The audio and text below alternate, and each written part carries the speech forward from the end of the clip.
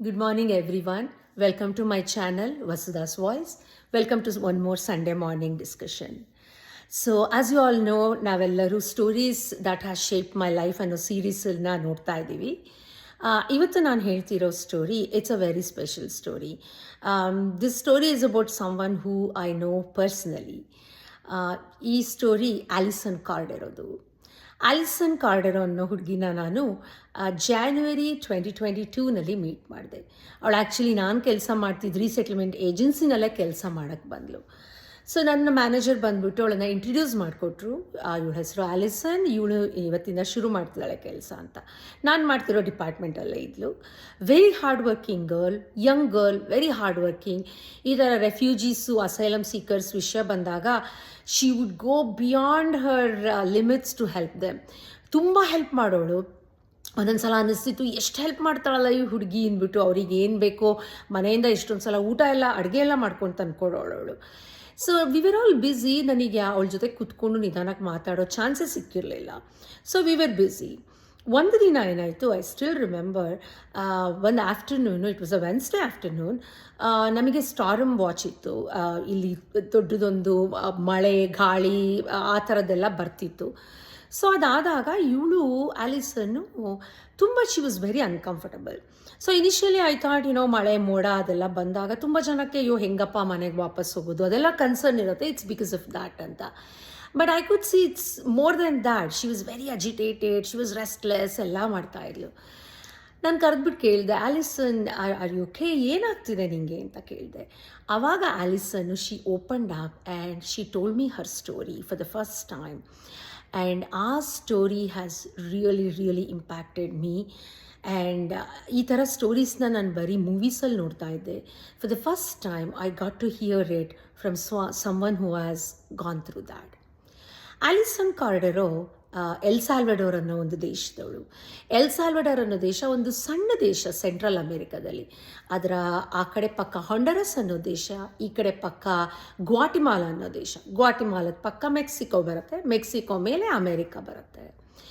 So again ಈ ಎಲ್ಲ ದೇಶಗಳಲ್ಲೂ ತುಂಬ ಗ್ಯಾಂಗ್ ವಾರ್ ನಡೆಯುತ್ತೆ, ತುಂಬ ವೈಲೆನ್ಸ್ ನಡೀತಿರುತ್ತೆ. ಆ್ಯಂಡ್ ಈ ಆಲಿಸನ್ ಅಮ್ಮ, ಅವಳು ಸಿಂಗಲ್ ಮಾಮ್. ಅವರಮ್ಮ 3 ಬಿಸ್ನೆಸ್ ಇರುತ್ತೆ ಅವ್ರದ್ದು. ಒಂದು ಬೇಕ್ರಿ, ರೆಸ್ಟೋರೆಂಟ್, ಇನ್ನೊಂದು ಯಾವುದೋ ಇರುತ್ತೆ. ಅವರಮ್ಮ she was making a good living ಮಗಳ ಜೊತೆಗೆ. ಬಟ್ ಈ ಗ್ಯಾಂಗ್ ವಾರ್ನವರು ಹೆಂಗೆ ಅಂದರೆ ಬಂದ್ಬಿಟ್ಟು ಹಫ್ತಾ ವಸೂಲಿ ಮಾಡೋದು ಅಂತಂತಾರಲ್ಲ, ಆ ಥರ ಎಕ್ಸ್ಟಾರ್ಷನ್ನು, ಬ್ಲ್ಯಾಕ್ ಮೇಲಿಂಗು, ಥ್ರೆಟ್ಟು ಎಲ್ಲ ಆ ಗ್ಯಾಂಗ್ ಏನು ಹೇಳ್ತಾರೋ ಅದನ್ನು ಇವ್ರು ಮಾಡಬೇಕು, ನೋ ಕ್ವೆಶ್ಚನ್ಸ್ ಆಸ್ಡ್. ಸೊ ಅವ್ರ ಅಮ್ಮ ಪಾಪ ಹಾಗೆ ನಡೆಸ್ತಾ ಇರ್ತಾಳೆ. ಇಟ್ ರೀಚಸ್ ಅ ಪಾಯಿಂಟ್ ಅವಳಿಗೆ ಇಲ್ಲ, ಇಲ್ಲಿ ನನ್ನ ಮಗಳನ್ನು ಇಲ್ಲಿ ಬೆಳೆಸೋಕ್ಕೆ ಸಾಧ್ಯನೇ ಇಲ್ಲ ನನಗೆ ಅನ್ನೋಷ್ಟು ಥ್ರೆಟ್ ಬರುತ್ತೆ ಅವಳಿಗೆ. ಸೊ ಶಿ ಡಿಸೈಡ್ಸ್, ಇಲ್ಲ ಇಲ್ಲಿ ಬೆಳೆಸಿದ್ರೆ ನಂಗೆ ಆಗಲ್ಲ, so let's go to U ಎಸ್ಗೆ ಹೋಗ್ಬಿಟ್ಟು ಅಸೈಲಮ್ ಸೀಕ್ ಮಾಡೋಣ ಅಂದ್ಬಿಟ್ಟು ಅವಳು ಹೊರಡ್ತಾಳೆ. ಡಿಸೈಡ್ ಏನೋ ಮಾಡ್ತಾರೆ, ಆದರೆ ಬರೋದು ಹೇಗೆ? ಅವರು ಪ್ಲೇನ್ ಟಿಕೆಟ್ ತೊಗೊಂಡು ಬಂದು ಲ್ಯಾಂಡ್ ಆಗೋಕ್ಕಾಗಲ್ಲ ಅವರಿಗೆ. It's a different channel and different procedure asylum ಸೀಕರ್ಸ್ಗೆ. ಸೊ ಅಲ್ಲಿ ತನಕ ಬರೋದು ಹೇಗೆ? ಯು ಎಸ್ಸಿಗೆ ಬರೋಕ್ಕೆ ಅವರು 3 ದೇಶನ ಕ್ರಾಸ್ ಮಾಡಬೇಕಾಗತ್ತೆ. L Salvador, ಗ್ವಾಟಮಾಲಾ and Mexico, 3 cross ಮಾಡ್ಕೊಂಡು ಬರಬೇಕಾಗತ್ತೆ. ಅವರು ಆ ಅಮ್ಮ ಮಗಳು ಒಂದೊಂದು ಬ್ಯಾಕ್ ಪ್ಯಾಕ್ ತೊಗೊಂಡು ಹೊರಡ್ತಾರಂತೆ. 1 ತಿಂಗಳು ಅವರು ನಡೀತಾರಂತೆ. ಈ 3 ದೇಶನ ಕ್ರಾಸ್ ಮಾಡೋಕ್ಕೆ ಅವರಿಗೆ 1 ತಿಂಗಳು ತೊಗೊಳುತ್ತೆ. ಬಸ್ಸು ಜರ್ನಿ, ನಡೀತಾರೆ, climbing, hiding, running, crossing a river, ಇದೆಲ್ಲದನ್ನೂ ಮಾಡ್ತಾರೆ. ನಾನು ಅವಳನ್ನು ಕೇಳಿದೆ, ಅಲ್ಲಿ ಹೇಗಿತ್ತು ಆ ಜರ್ನಿ ನಿಮಗೆ 1 ತಿಂಗಳು? ಅವಳಂದ್ಲು, ನಮಗೆ ನಾಳೆ ನಾವು ಬದುಕಿರ್ತೀವ ಇಲ್ಲ ಅಂತ ಗೊತ್ತಿರ್ತಿರ್ಲಿಲ್ಲ. ಡೆಸರ್ಟು, ಮರುಭೂಮಿ ಇರುತ್ತೆ, ಜಂಗಲ್ ಇದೆ, ಪ್ರತಿಯೊಂದನ್ನು ಕ್ರಾಸ್ ಮಾಡ್ತಾರೆ, ರಿವರ್ ಕ್ರಾಸ್ ಮಾಡ್ತಾರೆ, ಎಲ್ಲ ಕ್ರಾಸ್ ಮಾಡ್ಕೊಂಡು ಬರ್ತಾರೆ. ಅವಳ ಒಂದೊಂದು ಕತೆಗಳನ್ನು ಹೇಳ್ತಾಳೆ. ಅವಳ ಜೊತೆ ಇನ್ನಿಬ್ಬರು ಹೊರಟಿರ್ತಾರೆ. ಅವರಿಬ್ಬರೂ ದೇ ಕುಡಂಟ್ ಮೇಕ್ ಇಟ್. ಅವರು ಜೀವಂತವಾಗಿ ಬರೋಕ್ಕೆ ಆಗಲ್ಲ ಅವರಿಗೆ. ಅವರಿಬ್ಬರು ಆ ಥರ ಅವರು they will meet their ending.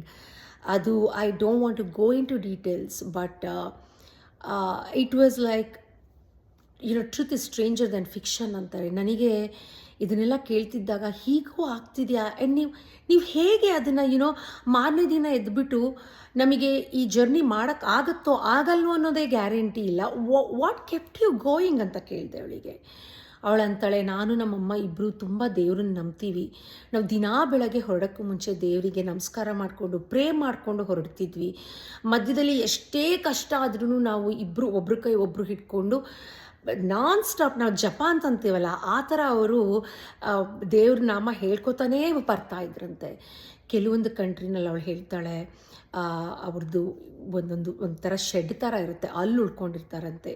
ರಾತ್ರಿ ಬಂದ್ಬಿಟ್ಟು ಆ ದೇಶದಲ್ಲ ಕೆಲವೊಂದು ಗ್ಯಾಂಗ್ ಬಂದ್ಬಿಟ್ಟು ಇವ್ರು ಬಂದಿದ್ದಾರೆ ಅಂತ ಗೊತ್ತಾಗ್ಬಿಟ್ಟು ನಾಕ್ ಮಾಡಿಬಿಟ್ಟು ಇವರಮ್ಮ ಓಡ್ ಹೋಗ್ತಾರಂತೆ.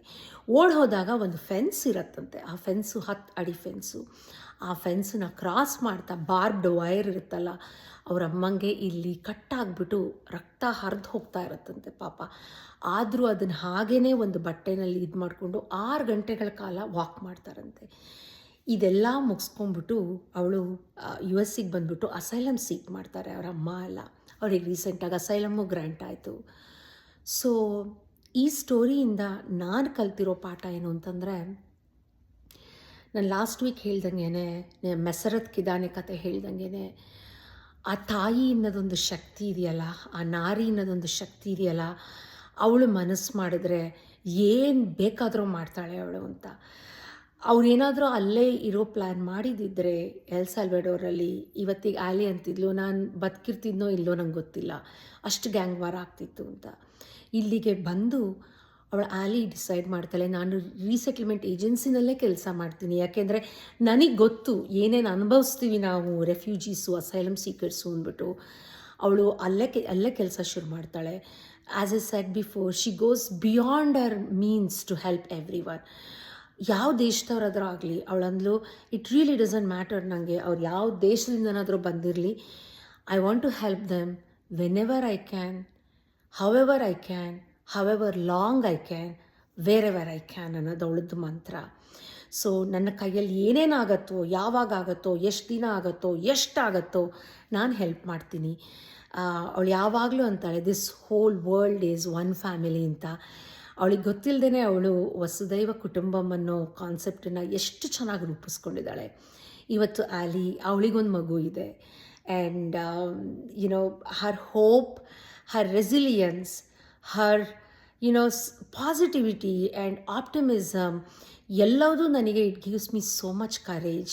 And again, people like Ali make me believe that this is something I love doing it, and I really enjoy doing this is worth my time. ಒಂದೊಂದ್ಸಲ ಕಷ್ಟ ಆಗತ್ತೆ, but this is worth it ಅನ್ನೋದನ್ನು Allison ಕಾರ್ಡೆರೋ ಅಂತವರು ನನಗೆ ತೋರಿಸ್ಕೊಡ್ತಾರೆ. I hope you all like this story. Next week we'll meet with one more story which has shaped my life. Take care, stay positive. Loka samasta, sukhino bhavantu. See you all next week. Bye-bye.